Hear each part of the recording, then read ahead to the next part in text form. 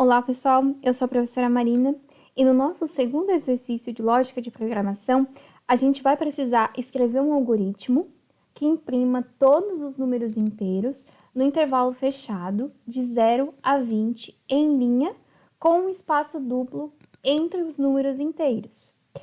O que nós aprendemos até o momento? Que os números inteiros são os números sem vírgula, incluindo o zero. Também temos um porém importante aqui neste exercício. Nós precisamos considerar o intervalo fechado. Então, na matemática, o intervalo fechado é aquele que inclui os extremos, tá?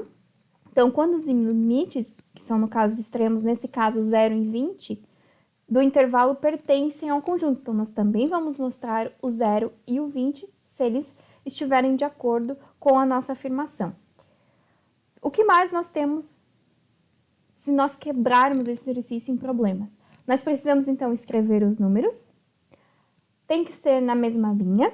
O intervalo, o início é 0 e o fim é 20. E também precisamos mostrar um espaço duplo entre os números.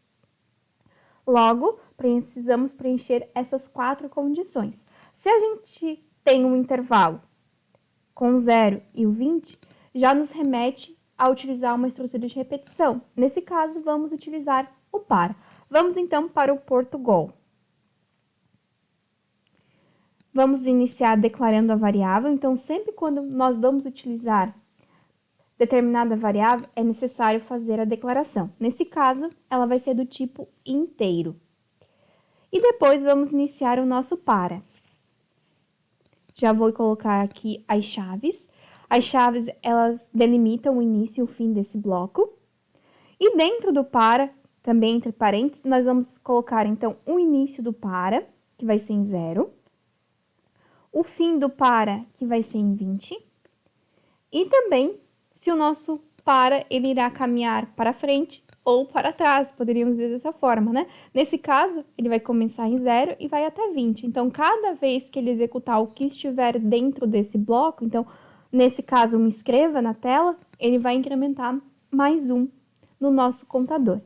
Vou digitar o comando escreva. Vamos colocar quem que nós vamos mostrar para o usuário. Quem que está variando é justamente o i, vírgula, e um espaço duplo entre os números. Logo, vamos executar e o nosso exercício, então, no console vai mostrar do 0 ao 20.